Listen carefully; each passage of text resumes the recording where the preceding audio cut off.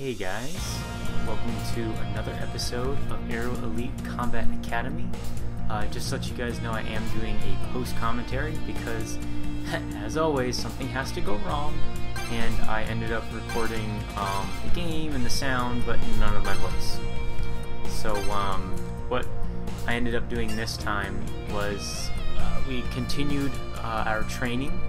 We're going to be doing that, and a little bit about Rotary Wing B is that it's very difficult, and I'd really like to continue from where we were before with the combat training.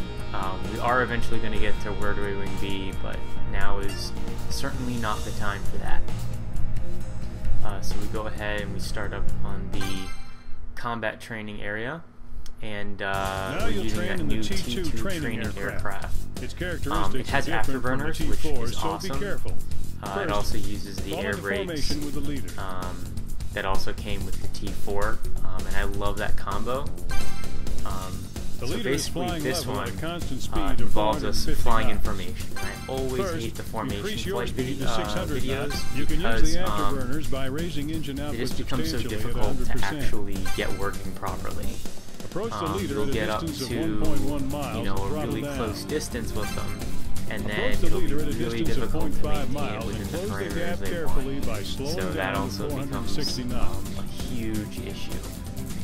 So we go ahead, we'll continue doing all of this stuff. And I'm sorry if I'm talking over pretty much everything that the guys are saying, but you know, like I said, it is a post-commentary, and what that basically means is there's going to be a little bit of predictability, but there's also going to be some technical issues with it, so bear with it. With the next video, I promise I'll make sure that the microphone is recording so that we don't need to do this. But as you can see here, we're slowly closing the gap between myself and Alpha. So we'll go ahead and continue to do that. My speed kind of gradually increases, and the rate that I'm closing that gap increases. You'll see as I get closer, it becomes more of an issue. I'm already popping on the air brakes because I realize I'm going way too fast. Turn it off again. We're really getting close now. We're less than 2 miles away at this point. I pop on the air brakes again, and I kind of spend this time experimenting with keeping the throttle, you know, not touching the throttle. How quickly can I slow down the aircraft? Because once you get throttle management going, it's really easy to start going way too slow. So we'll just kind of keep going at this rate. We're closing down. You know, I try to see how slow I can get without him gaining on me. And it looks like it's somewhere between 450 and 480 knots. So I go through here. We start to starting to get a little bit ahead, and I try to balance out the speed. Yeah, right there, about more than 450. Between 450 and 500 is going to give a decent rate of closing the gap. If I was still going 600, it'd be a real problem. We'll just keep going here. Turning on the air brakes. A lot of air brake management required.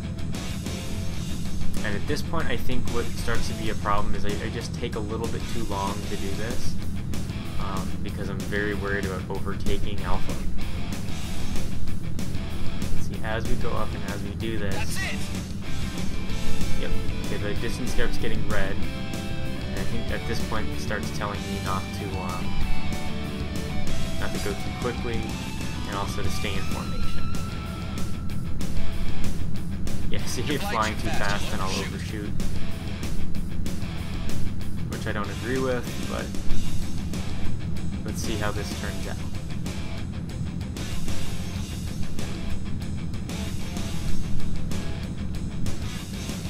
Still having some trouble closing the gap. I tend to like jets that have a little bit more turning ability. This one, as you'll see in the next training mission that I do, has a lot of issues turning, especially at speed. now we can see that I'm getting really, really close to this aircraft.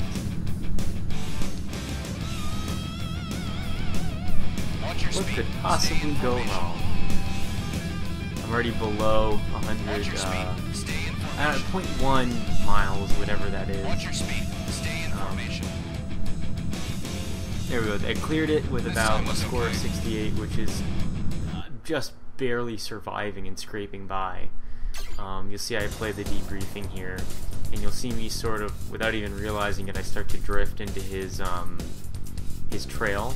You'll see it slowly starts getting closer, closer, closer, and now it's overlapping, and I hadn't even realized that was going on because they're so far away at this point.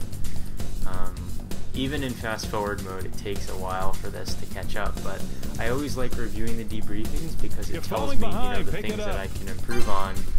And like I've kind of said throughout, I will be going back once I finish all of these to get better scores on the ones that I passed without, getting like 90 or above or something really good. All right.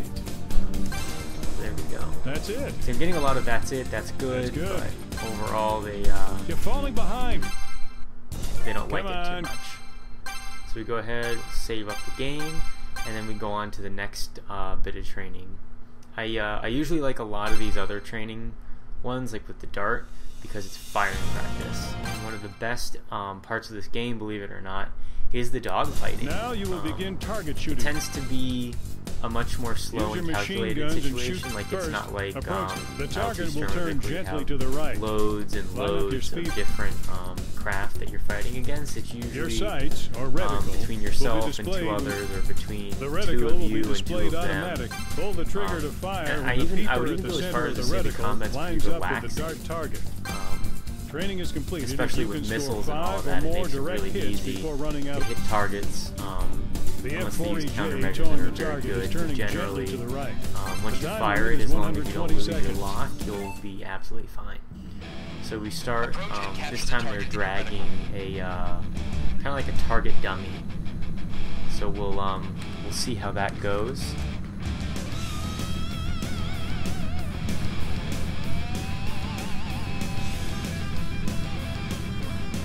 We're closing the distance pretty rapidly. You have to be within a certain distance in order to activate your guns and your missiles. That's something that I don't particularly like about this game, is that they do a little bit of hand-holding where I don't really think it's necessary. Like, even if you arm certain weapons, you can't just shoot your gun at random things. You can only basically do it once the game authorizes you to do it, which I guess is more similar to modern military things, but there's really no fire at will option for most things. I end up wasting a lot of ammo, and then I just get really, really close, blow it out of the sky. So basically that's a really good strategy, is just to go in really close and fire at will. I think one of the things that they also do in this debriefing is they end up taking points away for using a lot of ammo. So it really teaches you to be conservative with your shots. Alright, that's but overall it's good. Nice. You're falling back. Don't waste ammo. So yeah, we did a lot of wide variation in the quality. Last time I get a 68, this time I get a 90, so so some potential. Very, very strict. I'm hoping that one of the last missions will be me being able to just shoot the instructor out of the sky, because that guy constantly annoys and frustrates me. So let's see what the next one is. I think this one is it's against the drone. So what we end up doing in this one is we have a more intelligent target that we shoot. The drone target is unmanned. Training commences. So there's no risk to the drone target crew. Will evade by remote. So to do and this, basically it's the same rules as training is completed if you shoot it down. The dart training dummy, except this one enters into a turn and it tries a little bit harder to avoid your fire. I also think with this one I experiment with the throttle and the air brakes to make sure that I really get a good feel for flying this craft. So once again, trying to close the gap here, but it's already going at a good clip. think pretty soon I engage the afterburners. Target ahead. No, not in this one. Relax and aim carefully. Yeah, get closer. Even though you can shoot, doesn't mean you should. Sort of thing. So let's see. I try to get it right there on the target reticule. Target ahead. Target ahead. Get all of that going. Boom. Okay, right out of the sky, and I got a 92. So I guess maybe you get points for distance away from target that you hit. Because I was pretty far away. You could barely see it on the reticles there. All right. Get closer and... Let's see how far away it was. All right. You're falling back. But overall, Don't waste other than ammo. getting yelled at once again for wasting ammo. Here we go. Save the system data one more time. And then we'll pop into the next training mission, which I believe lets us, yes, lock on training and does let us shoot missiles.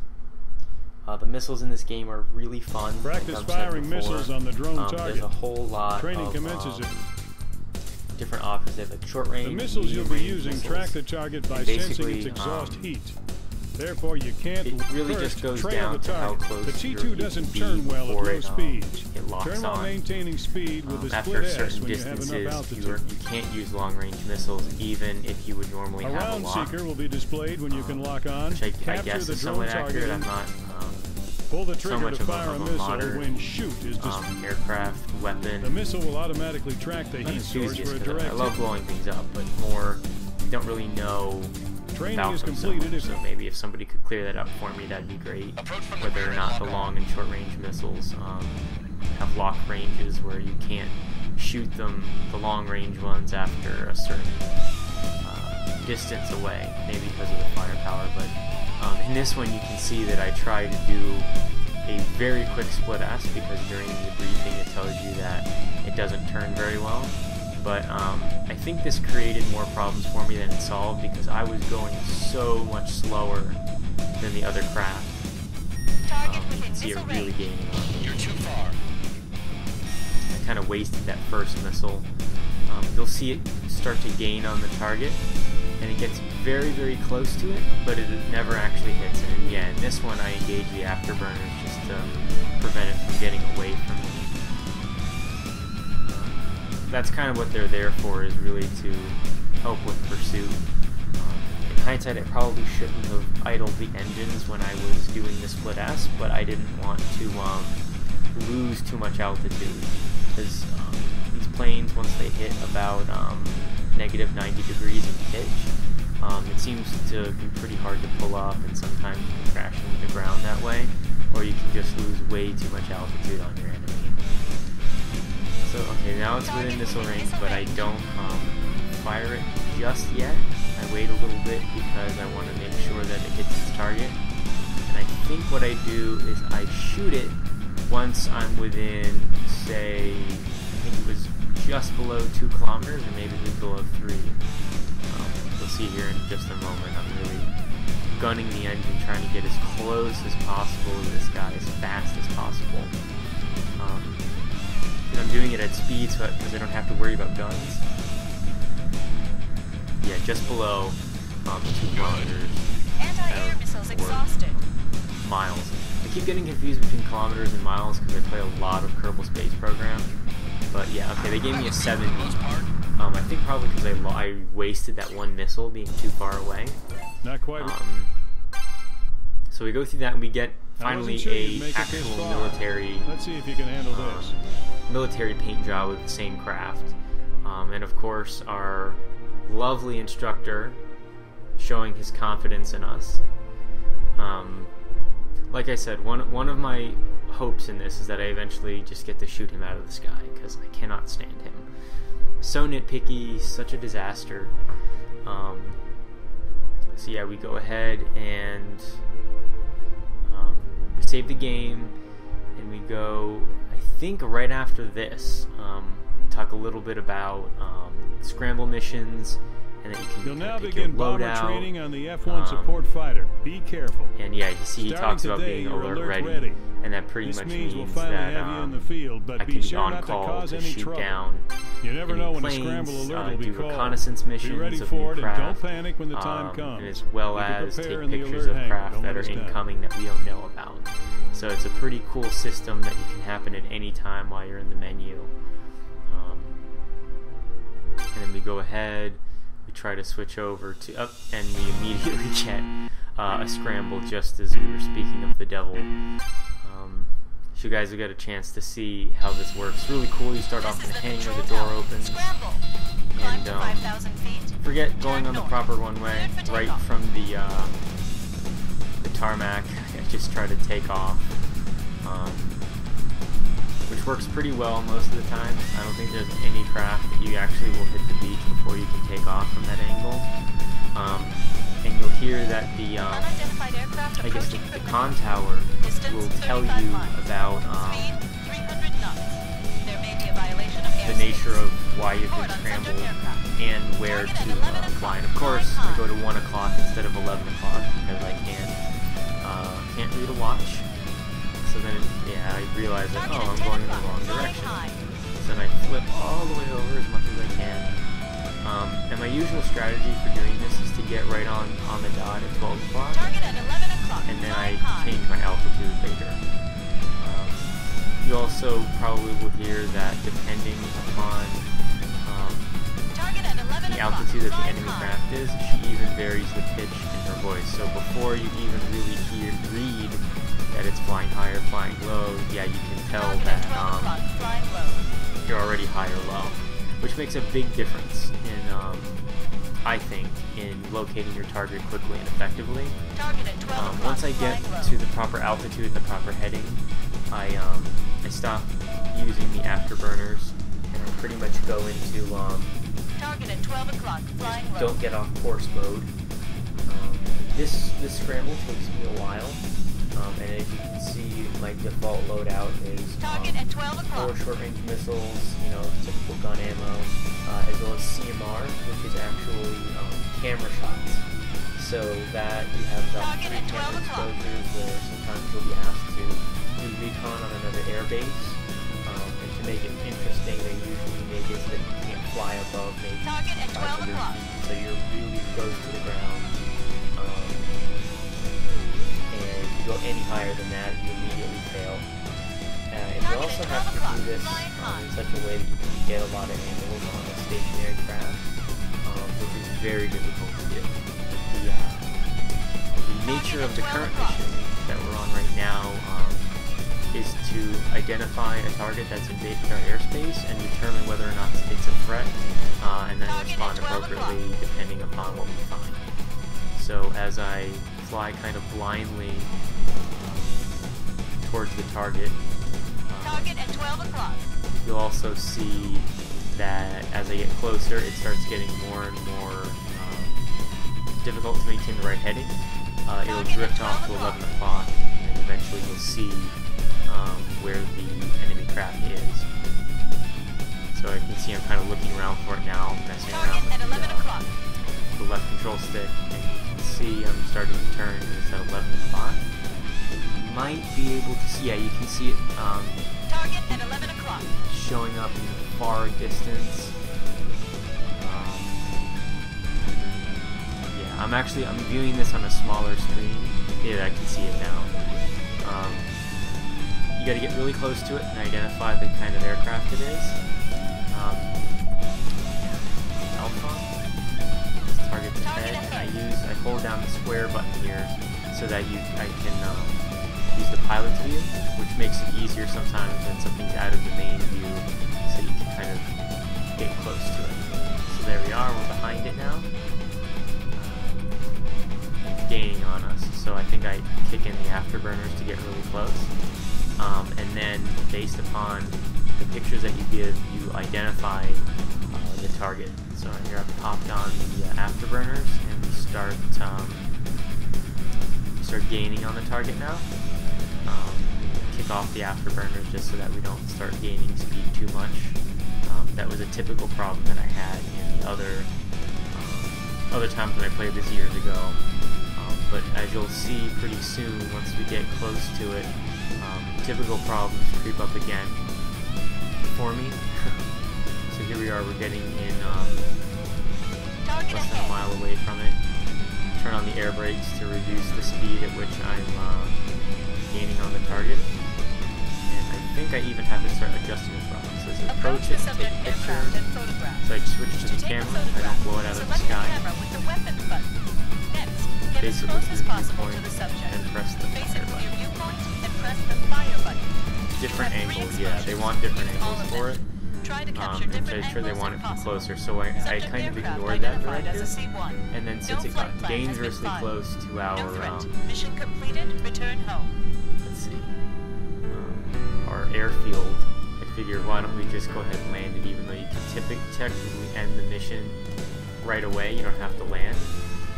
So I idle the throttle, I pop on the air brake, and here you see me flaring the nose. I dip down a bit. What that does is it helps to reduce speed quickly, even though it's pretty dangerous to do this. And then I make, I think, a fairly picture-perfect landing here. Not hard, not too soft. But it doesn't add any points. I figured maybe I'd get more points because I think depending on the number of points you get, if you get like a decent passing score, you'll unlock the craft. I know that all of the planes in this game are unlockable for player use, and that was a pretty cool one to see. The cargo plane is really cool. There's VTOLs in this. It's really an awesome overall thing, but yeah, they get pretty angry at me at the fact that I don't actually do this properly. But I think we will we'll probably call this an episode now. I also switched to the F-14B just because it looks cooler, and I did the arm to the teeth version of it. So with that, I will ask you guys to leave a like if you liked, and I will see you next time. Without post commentary, I'll be doing my commentary in video, and let me know what you think overall of the series and what you'd like to see next. See you next time, guys.